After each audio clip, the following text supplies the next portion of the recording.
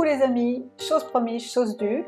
Aujourd'hui, je vous montre comment utiliser la canne que nous avons réalisée la semaine dernière sur un pendentif en forme de lentille avec une bélière un petit peu originale. Je vous montre ça immédiatement. Looking straight up to the saints,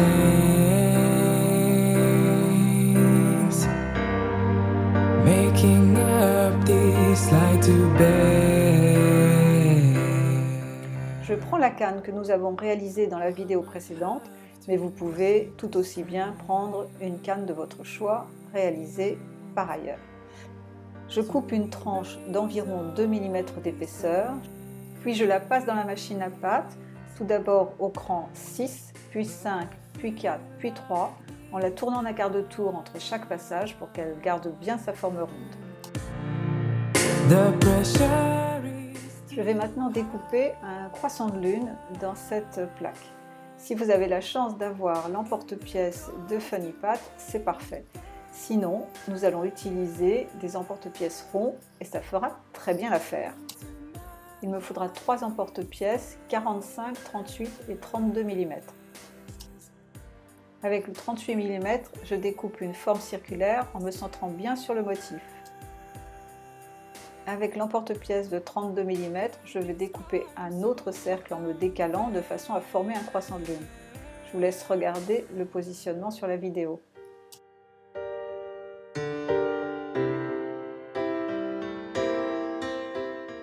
Je coupe les petites pointes qui sont des parties trop fragiles.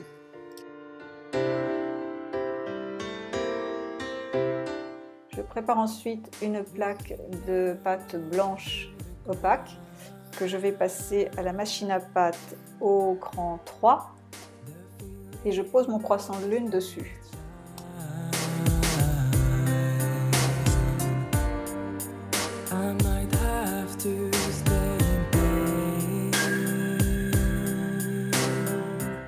Je prends une feuille de papier calque ou papier sulfurisé ou autre papier de votre choix et je lisse délicatement avec mes petits doigts pour souder le motif sur la plaque de fond et enlever les éventuelles bulles d'air.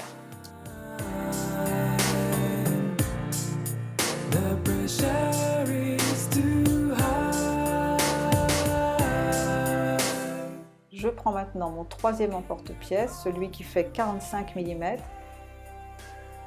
Je le décale légèrement de façon à ce que mon croissant de lune soit décentré. Le blanc c'est beau, mais c'est très salissant. Donc j'utilise un coton-tige mouillé avec de l'eau pour enlever tous les petits poils et les petites taches qui seraient apparues sur ma pâte avant de procéder à la cuisson. Je vais maintenant poser mon cercle sur une ampoule. Support de cuisson bien pratique que j'ai customisé comme vous pouvez le voir.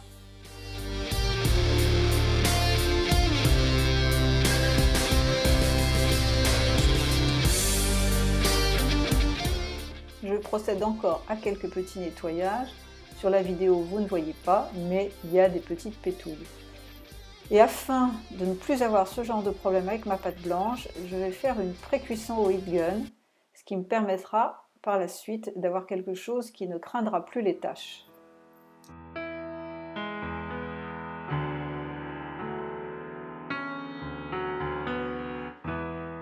Avant la cuisson, je découpe un carré avec un emporte-pièce de 8 mm en haut de mon pendentif.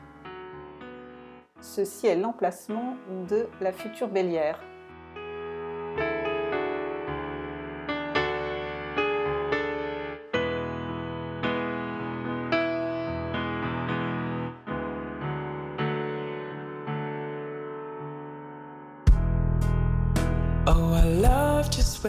Je prends mon heat gun et je vais faire une pré-cuisson. Ça va prendre entre 1 et 2 minutes. L'idée c'est que la surface du pendentif soit totalement sèche, qu'elle ne colle plus au doigt et que l'ensemble soit suffisamment rigide pour que je puisse le détacher de l'ampoule sans l'abîmer.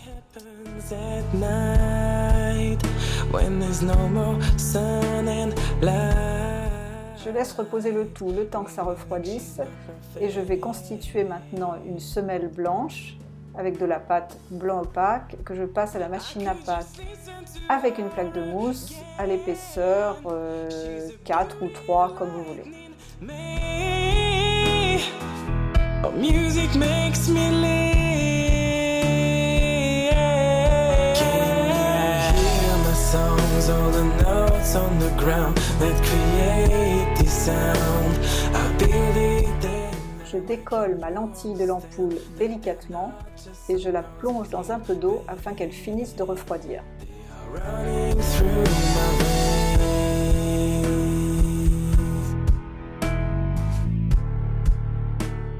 Je prends de la pâte Sculpey Ultra Light qui a l'avantage d'être extrêmement légère comme son nom l'indique. Je fais une boule avec que j'aplatis ensuite et qui me servira à remplir ma lentille. À ce stade, le processus de polymérisation n'est pas terminé, donc ma lentille est vraiment très fragile. Donc attention, il faut la manipuler délicatement, sinon ça casse. Avec le scalpel, je retouche délicatement les bords de ma découpe carrée. In general, I meet her late at night when I'm about to sleep. A different state that I'm in, that I'm in, that I'm in. Je prends ma semelle blanche que j'ai préparée et je vais maintenant l'appliquer sur le fond de ma lentille. Je découpe grossièrement au scalpel. Of course, I just love when the thrill starts. J'appuie bien sur les bords pour souder tous les éléments ensemble. Je peux utiliser la mousse pour de nouveau texturer ma pâte et enlever les traces de doigts.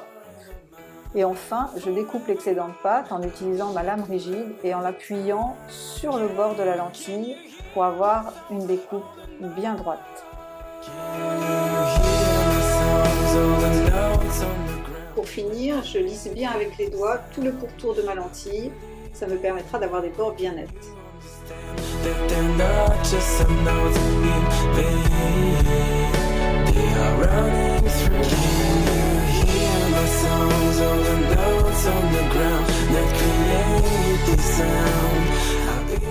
Je vais couper maintenant le trou qui me permettra de faire ma bélière dans toutes les épaisseurs que j'ai rajoutées auparavant. Je fais ça avec le scalpel. Hear my songs, all the notes on the ground that create this sound. I believe them that way. Can you understand that they're not just some notes in vain? They are running through my veins. Je fais de nouveau une pré-cuisson au heat gun de ma semelle, ce qui me permettra de la solidifier, donc elle ne sera plus fragile et je pourrai faire ma bélière en toute sécurité. Dernière étape, la bélière. Je prends un petit morceau de pâte cernite métallique vert turquoise que j'ai passé à la machine à pâte au cran 3. Je découpe une bande de 7 mm de large par environ 5 cm de long. L'idée c'est que la largeur évidemment soit inférieure au carré que nous avons coupé précédemment dans la lentille. Je découpe ensuite les deux extrémités de cette bande en biais.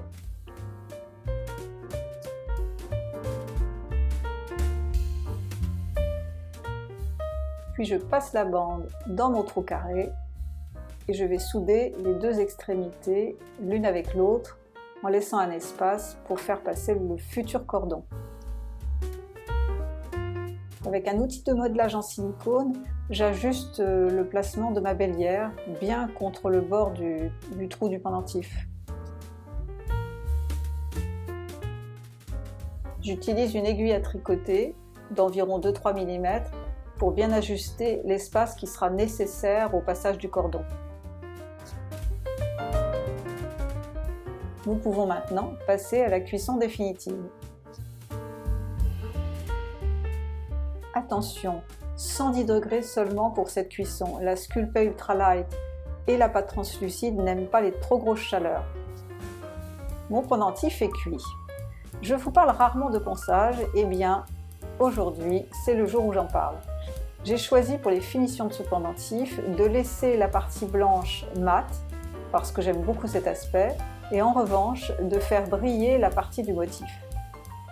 Pour ce faire, j'ai poncé soigneusement en commençant par le grain 450, puis 600, puis 800, puis 1000, puis 1500 et enfin 2500 avant de passer au polissage. C'est la seule façon d'avoir quelque chose de vraiment brillant. Je précise que pour le ponçage, j'utilise du papier carrossier à l'eau. La Dremel me sert uniquement pour le polissage. Je vous rassure, toute cette opération ne m'a pas pris plus d'un quart d'heure, donc vraiment, n'hésitez pas. En ce qui concerne la Dremel, j'utilise une vitesse moyenne.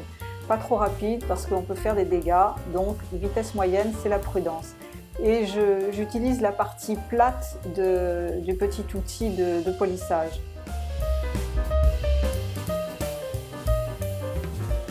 Et pour finir, je vous montre quelques utilisations de cette canne. Maintenant, c'est à vous de jouer, amusez-vous bien et à très bientôt!